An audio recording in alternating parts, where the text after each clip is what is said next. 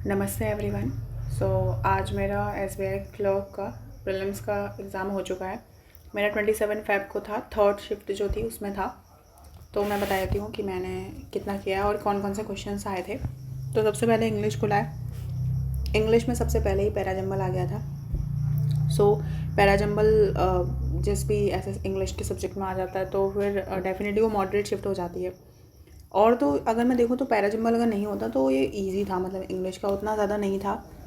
Parajumble की वजह से थोड़ा सा वो बन गया। और मैंने पैराजंबल में ना सिर्फ फर्स्ट और सेकंड सेंटेंस मार्क किए थे, डी और सी। उसके बाद मैंने मार्क नहीं करे हैं क्योंकि उसके बाद हो सकता है मे बी आगे पीछे कुछ हो, तो मैंने first and second sentence mark किए थे सिर्फ। देन उसके बाद RC आया था एक।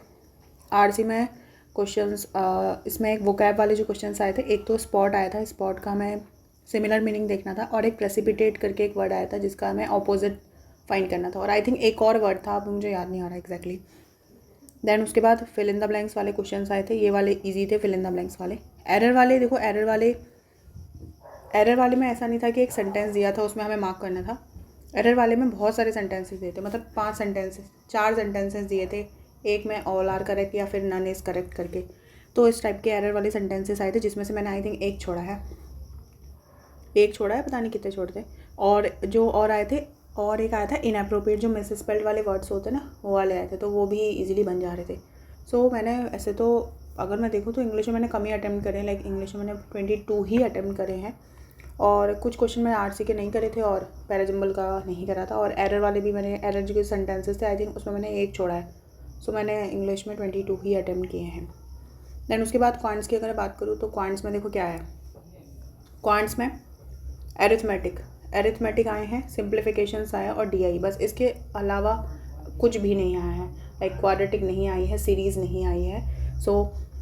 इतना आया। तो इसमें 2 DI आई हुई थी। एक DI जो थी टैबुलर वाली DI थी। टैबुलर वाली DI में बॉयज़ एंड गर्ल्स दिए थे, और एक जो थी वो एक बार ग्राफ वाली DI थी जिसमें मैनेजर्स और क्लर्क दिए थे, और आई थिंक इसमें 3 ही सेगमेंट थे, 3 के मैनेजर्स और क्लर्क दिए थे।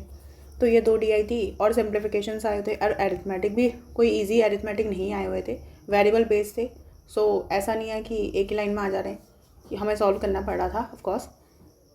तो मैंने क्वांट्स में जो किए हैं, क्वांट्स में 33 अटैम्प्ट किए हैं, 2 छोड़े थे मैंने। एक इसमें जो छोड़ा है वो वाला, ये DI का छोड़ा है। एक DI में वाला क्वेश्चन नहीं था जिसमें 52.8 लाख करके इतना रेवेन्यू जनरेट हो रहा है बॉयज़ का 1500 कम है करके, कुछ ऐसा एक क्वेश्चन था, एक वाला छोड़ा है। और एक क्वेश्चन वाला था कि एक 1 BHK और 2 BHK, 2 इस टाइप के कुछ फ्लैट है, टोटल नंबर ऑफ़ पीपल 1600 रह रहे हैं, और टोटल फ्लैट 600 करके हैं। ये वाला जो क्वेश्चन था एरिथमेटिक का, ये 2 क्वेश्चन नहीं करें, और वैसे और सारे ही हैं। रीजनिंग में बात करूँ, रीजनिंग का ईजी था, रीजनिंग में सब बन रहे थे। रीजनिंग में जो है एक अनसर्टेन वाली रो थी जिसमें सारे नॉर्थ फेस कर रहे थे। एक मंथ बेस्ड पजल थी जिसमें 4 मंथ्स हमें गिवन थे और 2 डेट थी, आई थिंक 5 और 24 ही थी ये, आई डोंट नो इसके अलावा कुछ और है या मैं थोड़ा सा अभी ध्यान में नहीं आ रहा, बट 2 डेट तो इस टाइप की थी। उसके बाद एक न्यूमेरिकल वाली सीरीज़ आई हुई थी इसमें, और 3 सिलॉक्स आए हुए थे, और इनइक्वालिटीज़ भी थी।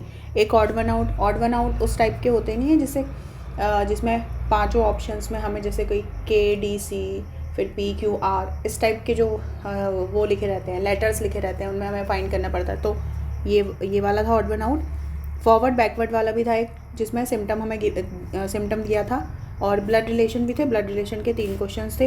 एक चाइनीज़ कोडिंग आया था, बस एक ही सेंटेंस का चाइनीज़ कोडिंग था, और एक 8 फ्लोर वाली एक पज़ल भी आई हुई थी, और एक सीक्वेंस वाली पज़ल, वो होती नहीं है जैसे किसने पहले ख़रीदा है किसने बाद में ख़रीदा, कुछ ऐसी ही थी। रीजनिंग में तो मैंने 35 ही अटैम्प्ट करे हैं टोटल। ये मेरा अटैम्प्ट रहे टोटल रीजनिंग में इतने, और क्वांट्स में इतने। इंग्लिश में कम हो गए हैं, बट कोई नहीं, मैंने अपनी तरफ से अपना बेस्ट दिया है। बस हम यही कर सकते हैं कि हम अपना बेस्ट दे सकते हैं, और पूरी एक्यूरेसी के साथ करने की कोशिश की है। ऐसा नहीं है कि कोई भी मार्क कर दिया है कोई भी आंसर। अगर आपका भी इसी शिफ्ट में हुआ हो तो मुझे अपने अटेम्प्ट ज़रूर बताना कमेंट सेक्शन में। Thank you guys.